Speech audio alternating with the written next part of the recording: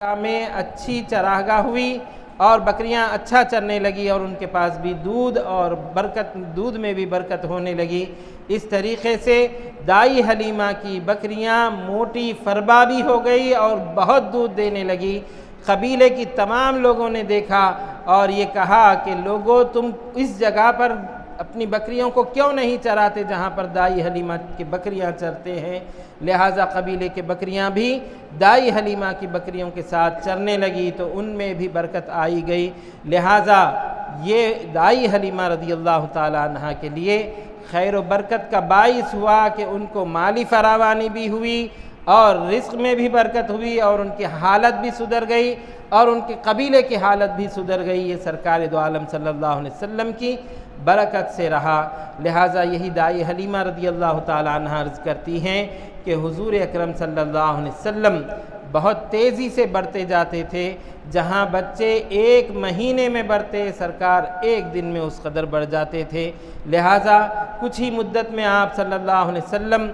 का हाल ये था कि आप सल्लल्लाहु अलैहि वसल्लम चलने भी लगते, रेंगने भी लगते और बात करने भी लग गए। इस तरीक़े से हुज़ूर अकरम सल्लल्लाहु अलैहि वसल्लम के बढ़ने का अंदाज़ तेज़ी के साथ रफ्तार था। और दाई हलीमा रज़ियल्लाहु ताला अन्हा ने ये भी बयान किया कि मेरे साथ मेरा एक बच्चा भी था जब मैं दूध लेने के लिए ले गई और सरकार दो आलम सल्लल्लाहु अलैहि वसल्लम को रज़ाअत के लिए दूध पिलाने के लिए ली तो अपनी सीधी जानिब के सीने का दूध पिलाई तो सरकार दूध नोश फरमाए। फिर बाईं जानिब की तरफ का दूध पिलाने गई तो सरकार दूध नहीं पिए। और आप सल्लल्लाहु अलैहि वसल्लम इस बचपने की उम्र में भी अदल व इंसाफ का इस तरीक़े से ख़्याल रखते थे कि एक तरफ का आप दूध पीते तो एक तरफ का अपने रज़ाई भाई ज़ुमरा के लिए छोड़ देते जो दाई हलीमा के फ़र्जंद थे। लिहाजा हुज़ूर अकरम सल्लल्लाहु अलैहि वसल्लम हमेशा दाई हलीमा के सीधी जानिब के सीने का दूध पीते और बाईं जानिब के दूध को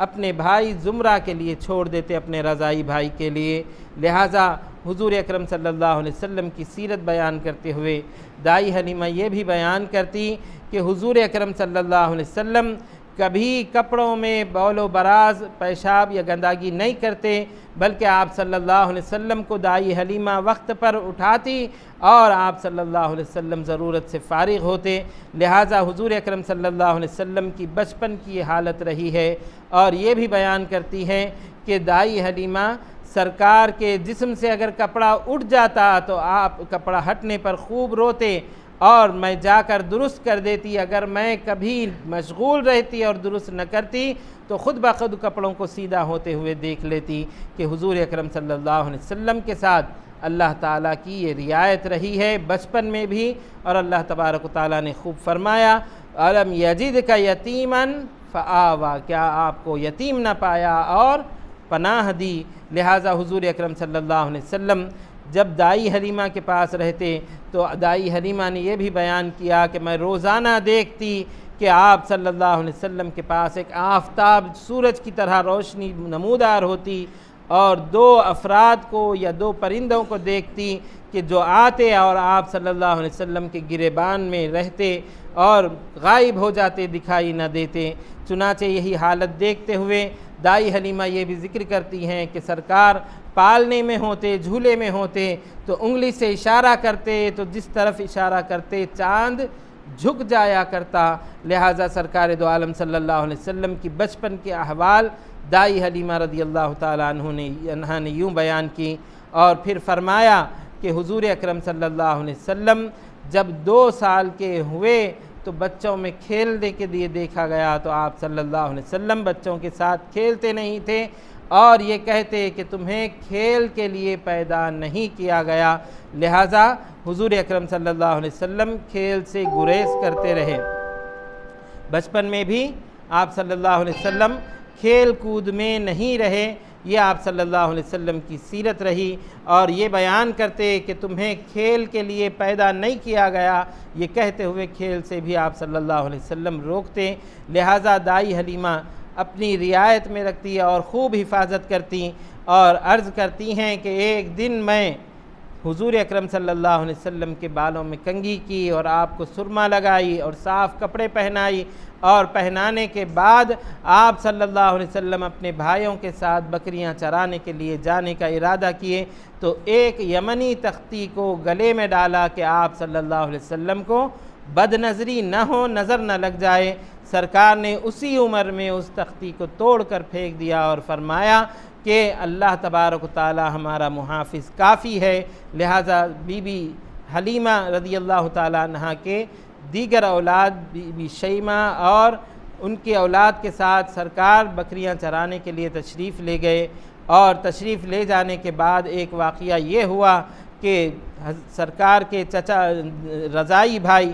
دیکھتے ہیں، بھاگتے ہوئے آ کر دائی حلیمہ سے عرض کرتے ہیں کہ اے ابا، اے اماں، سنو یہ واقعہ ہوا ہے کہ حضور اکرم صلی اللہ علیہ وسلم ہمارے ساتھ بکریاں چرا رہے تھے، ایک شخص آیا اور ان کو اٹھا کر لے گیا اور پہاڑ پر لے جا کر ان کے سینے کو چیر دیا اور پیٹ کو چیر دیا۔ اس طریقے سے ہم یہ حالت دیکھے اور دیکھ کر بھاگ کر آ کر یہ خبر دے رہے ہیں۔ چنانچہ جو ہی یہ بات سنتی ہیں دائی حلیمہ اپنے شوہر کے ساتھ فوراً نکلی اور جا کر سرکار کو تلاش کرنے لگی تو دیکھتی ہیں کہ سرکار پہاڑ پر تشریف فرما ہے۔ جا کر سرکار سے دریافت کی ہے تو سرکار دو عالم صلی اللہ علیہ وسلم نے شق صدر کا واقعہ بیان کیا۔ احادیث شریفہ میں اس کی تشریح یوں بیان کی گئی کہ حضور اکرم صلی اللہ علیہ وسلم نے فرمایا، میں جب دائی حلیمہ کے پاس تھا اس وقت میرا شق صدر پہلی بار کیا گیا، اور یہ شق صدر کرنا کیا تھا؟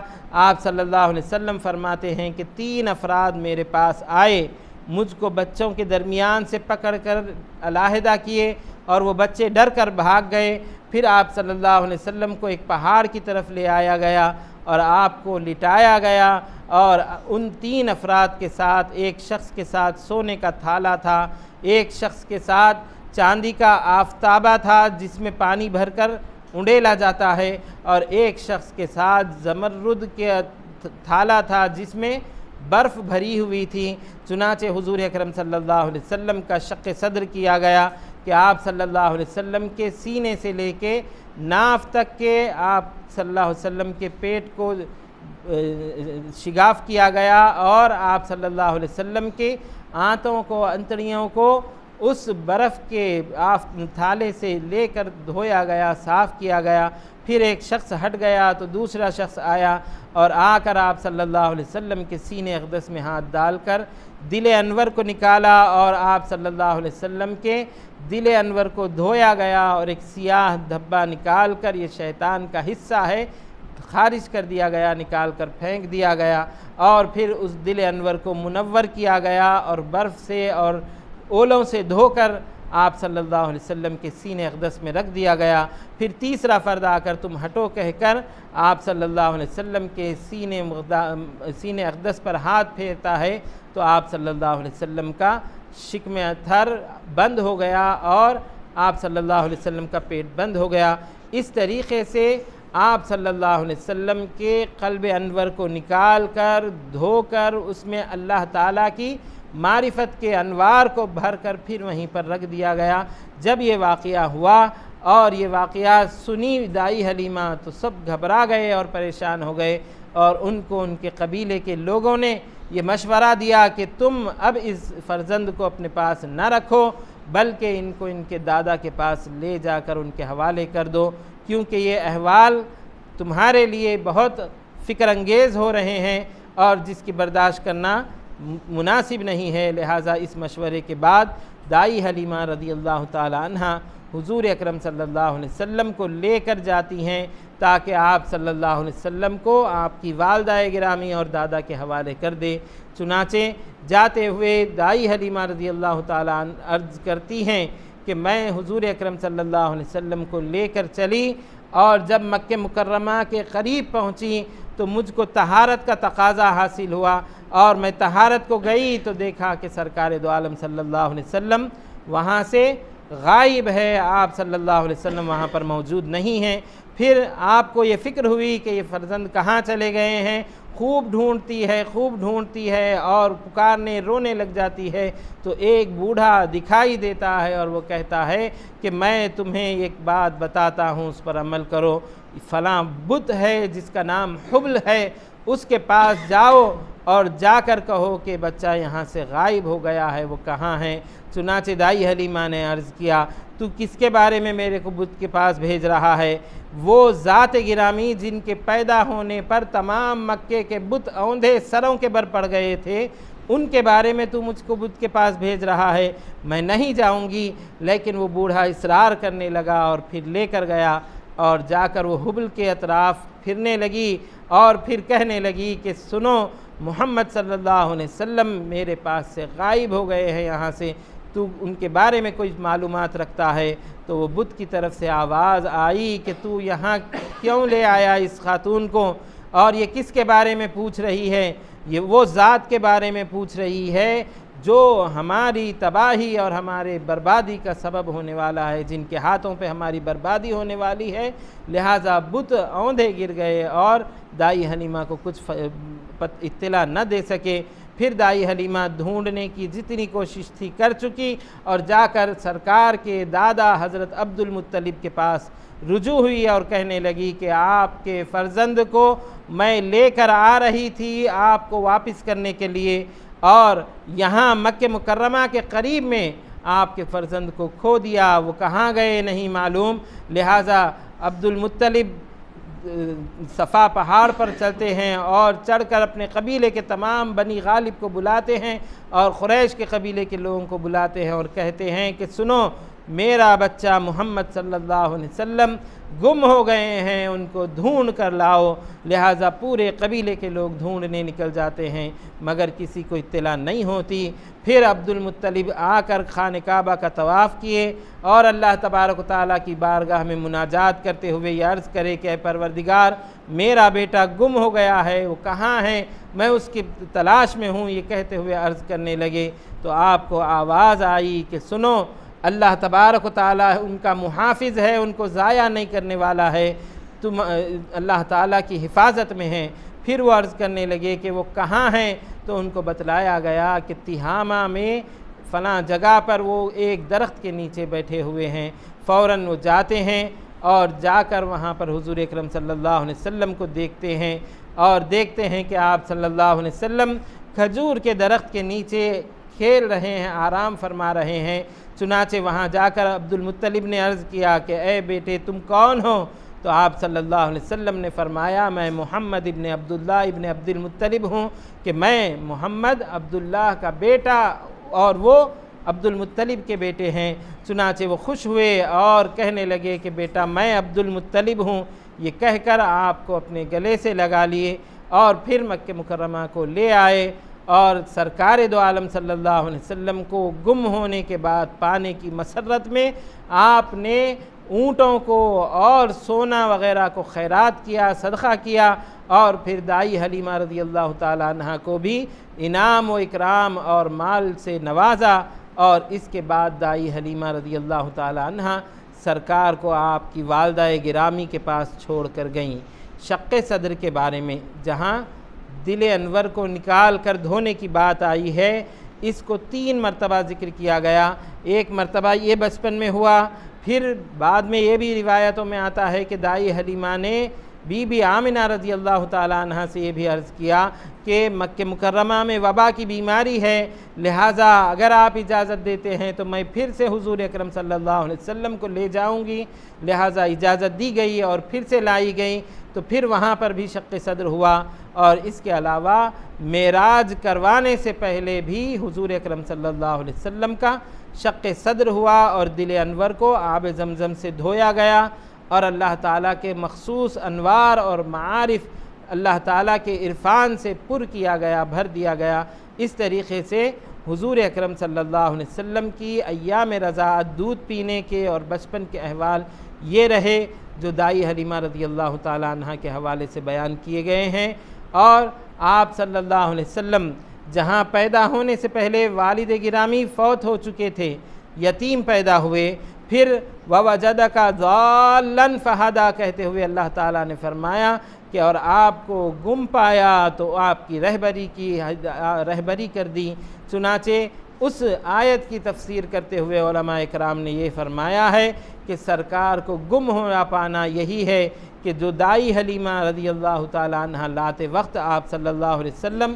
گم ہو گئے تھے، اس گم ہونے کے واقعے کی طرف اشارہ کیا گیا، پھر بتلایا گیا کہ گم ہونے کے بعد اللہ تبارک و تعالیٰ نے آپ کو عبد المطلب کی طرف رہبری کی اور ان سے ملا دیا، تو یہی اس آیت کریمہ کی تشریح رہی۔ لہٰذا دو آیتیں اللہ تعالیٰ نے سرکار دو عالم صلی اللہ علیہ وسلم کے حسن سلوک میں ذکر کیا کہ الم یجدک یتیما فآویٰ ووجدک ضالا فہدیٰ، کیا آپ کو یتیم نہیں پایا اور پناہ نہیں دی اور